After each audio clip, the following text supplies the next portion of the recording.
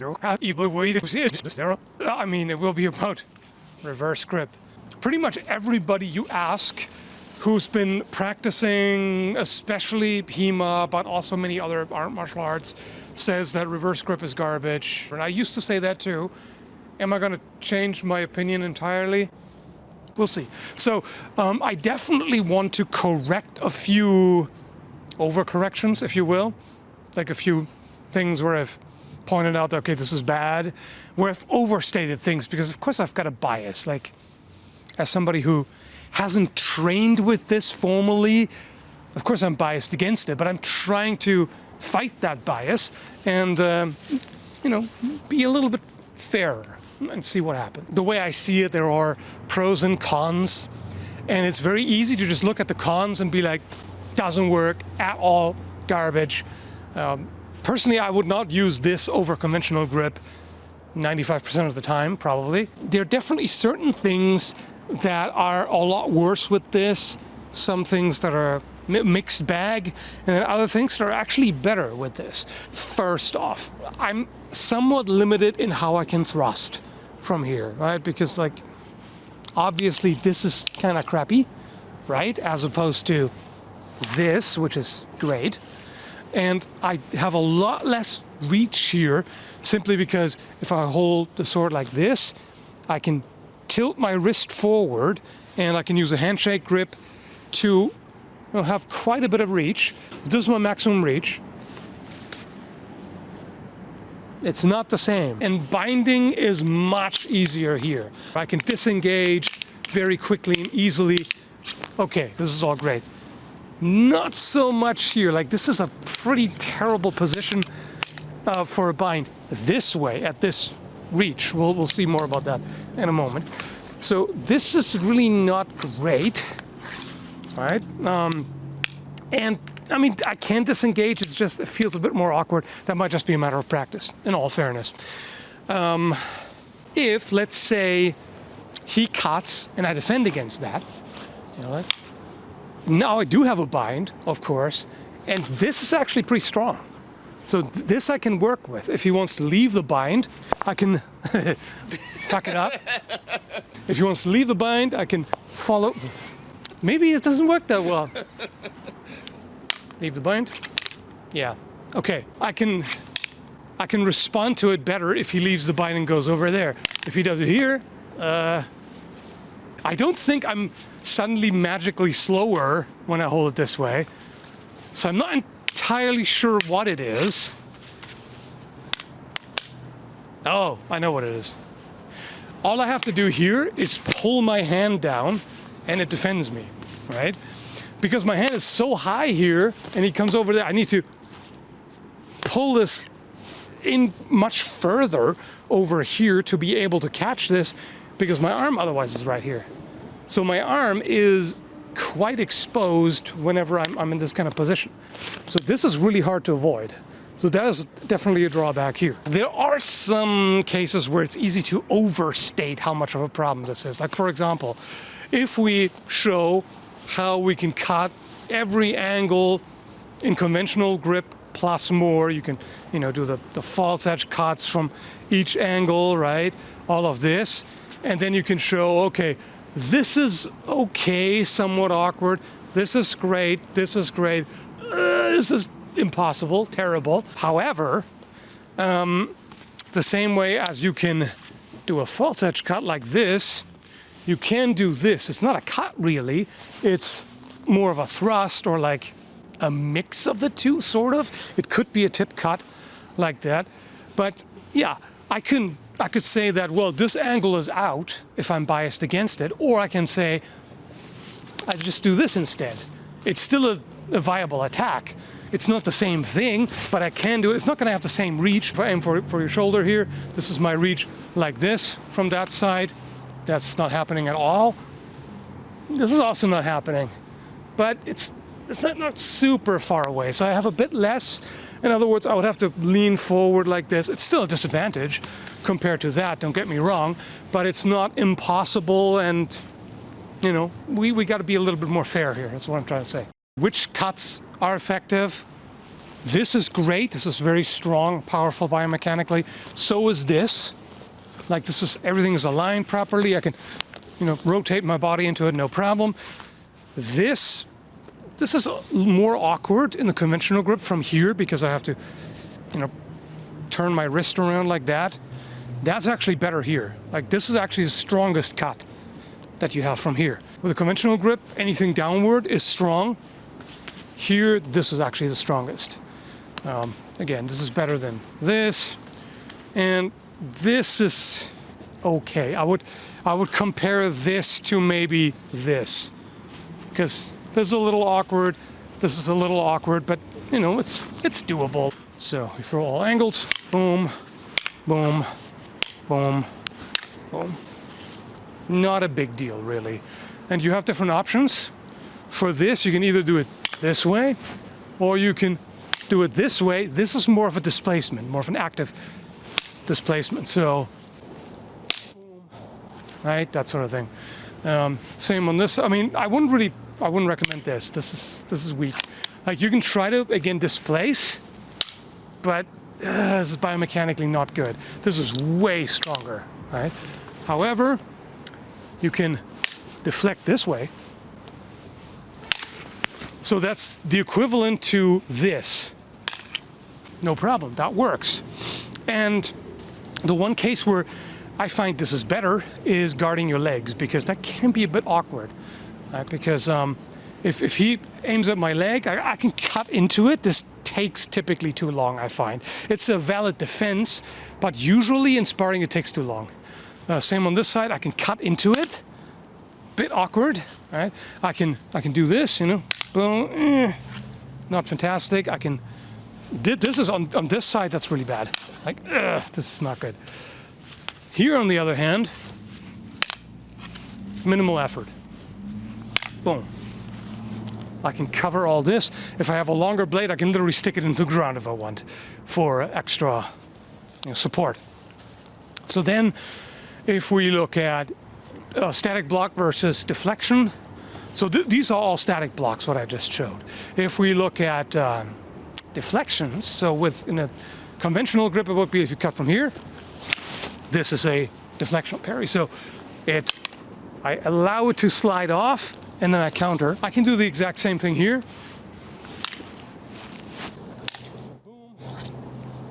And this is where bracing it comes in handy. Depending on the blade type, you might be able to brace it against, like with the spine, against the forearm.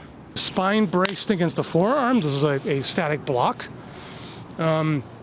Or you can do it with the flat braced against the forearm. This is technically safer because, you could argue if you do it this way and somebody throws a really hard cut, you might still get injured because the spine is slamming into your arm.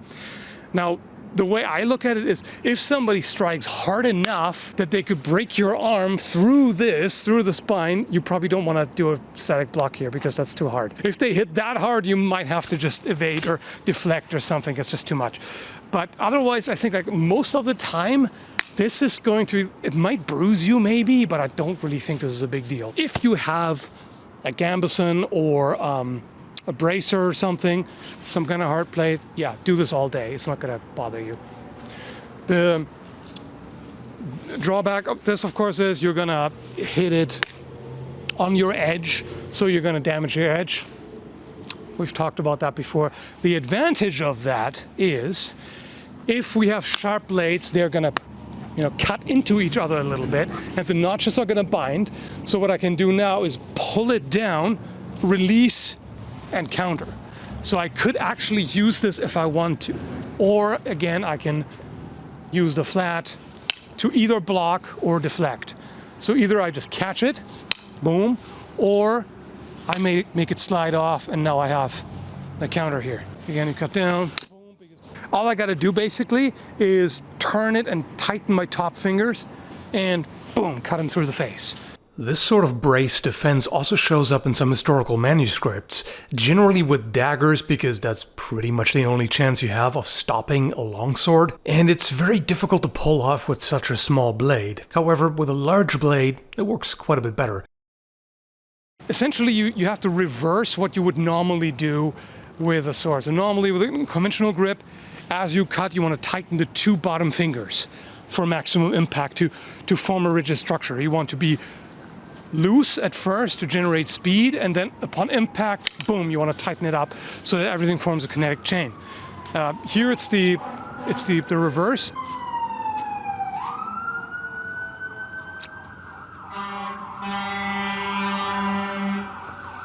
So here it's the opposite. You would use the top 2 fingers instead to tighten, because if I tighten the top fingers and relax the bottom ones, it's going to snap forward. In case of a feint, so if he throws up here and then feints and pulls it over there, and I try to meet it here, this is always dangerous for me, because then I need to pull it all the way from over here. Normally the way to deal with that is just wait until the last moment, so you don't waste time taking the bait, but you just move directly over here, which is difficult, but you get better at it with enough practice. A nice thing about doing this as a deflection is this. So if he feints now, it's already on this side, basically. So I don't need to do that much. Maybe I'm trying to catch it high and then I need to pull it down, but it's the difference between this as opposed to this. That takes a lot longer than this would.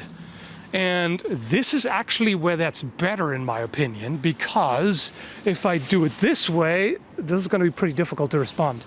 This would be the deflection, and then he comes down, what am I going to do? Like, this is pretty awkward. Whereas that, no problem at all, I'm good. That's actually not bad, as opposed to having to change sides. So same way as you can brace in conventional grip in case of a really strong attack. I mean, it's the same thing here. It's a little bit more awkward because you're holding it like this, you know, but you can do it. Like you can do it like this. Boom, you can do it on that side, you know, whatever. That's an option, you can do it. Thrusts. This is terrible, right? However, let's say he does a diagonal downward cut here, I deflect it. This is actually pretty good, because now I've moved offline, right? And now I can just, as I step forward, I'm gonna drive it in like this. So this is more of a body movement as opposed to an arm movement, which is fine. And that's, you know, a lot of people have pointed out, this is better close up. And yeah, I would generally agree. If you have a short enough blade. Let's say he thrusts, I catch it, boom, boom, cut, whatever. On this side, boom, right? I can cut to the arm too. And it's good to catch it here, because what happens if I don't is, okay.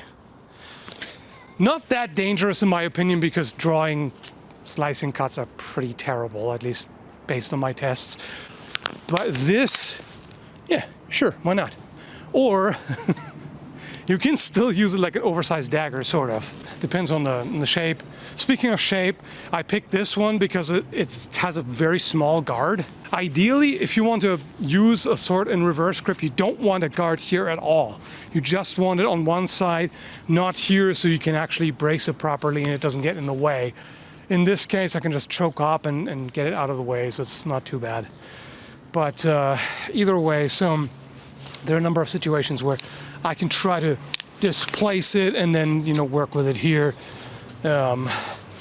Anytime I have managed, and again, this is going to be the difficult part, getting there. Because if he uses his superior reach with a conventional grip, I may have a hard time getting in there. I can still do things like snipe the hand, which works great with a forward curve blade, by the way.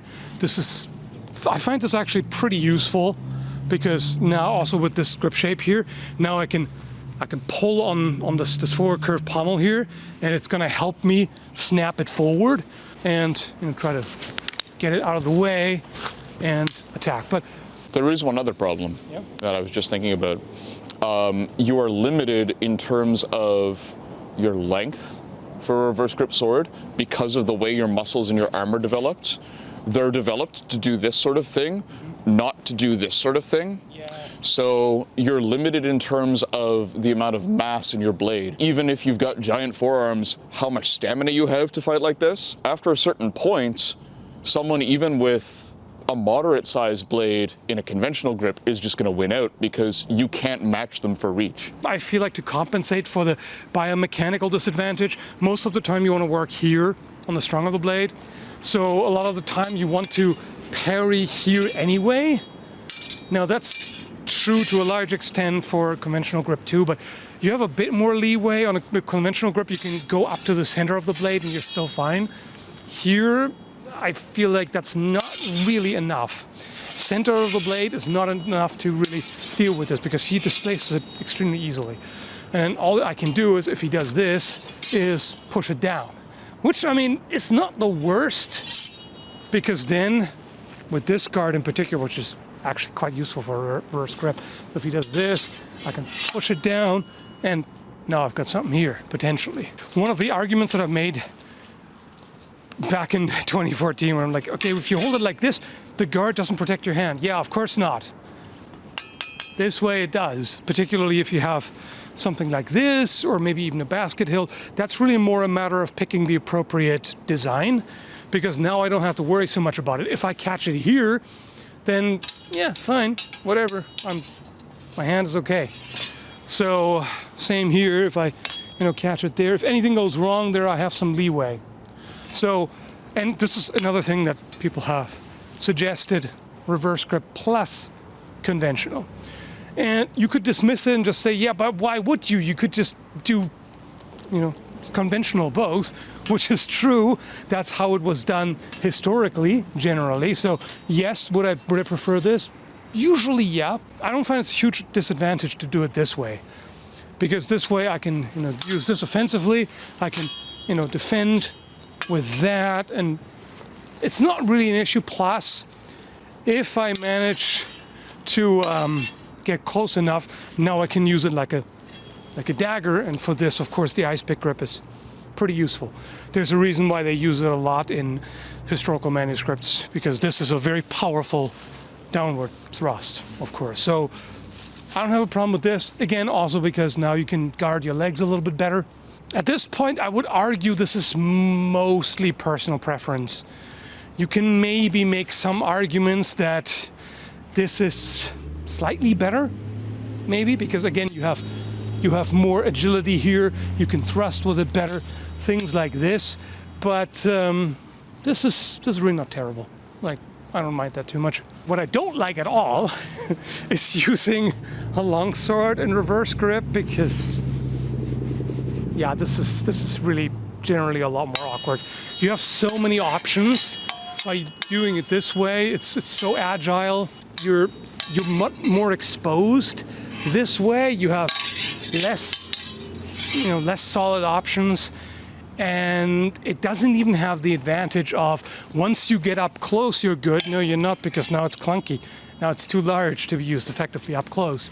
So this I really don't like, with a couple of rare exceptions. Like, for example, let's say I provoke a high block like this, and then I'm coming in like this, and like there are some situations where you can switch in the middle of it and then use a reverse grip and then switch back.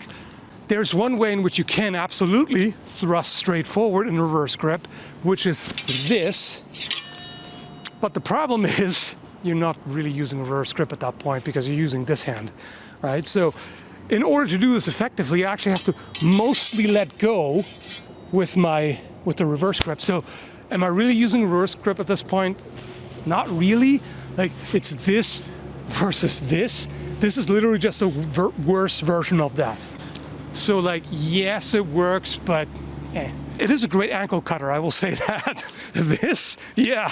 It just has too many disadvantages to be worth bothering with, in my opinion.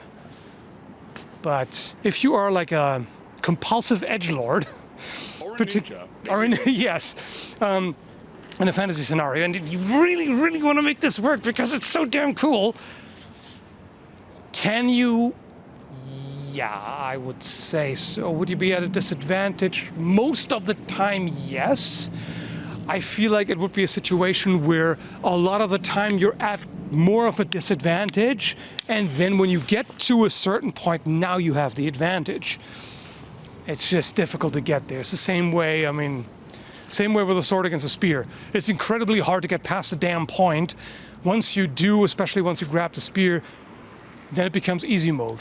We tried it out in sparring, but I decided against including all of that footage because this video is already terribly long, and how much do you prove by testing something that you're not really familiar with? What I can say based on that is whoever of us used the reverse grip was at a disadvantage, but not as much as you might expect, especially considering that we haven't trained with it extensively. You would think if it's completely and utterly useless, we would be steamrolled each time. Right? It wasn't the case. We did kind of get steamrolled at first. Both of us definitely took more hits than we landed, but as the sparring went on, the gap closed a little bit. We did have some success here and there in spite of improvising and trying to adapt our experience with conventional grip sword fighting to reverse grip, so it wasn't a total disaster. Anyway, I'm gonna make the whole sparring footage available as bonus content for Patreon supporters. Again, not to prove anything, but just as entertainment. Hope you found this interesting. Thanks for watching and take care.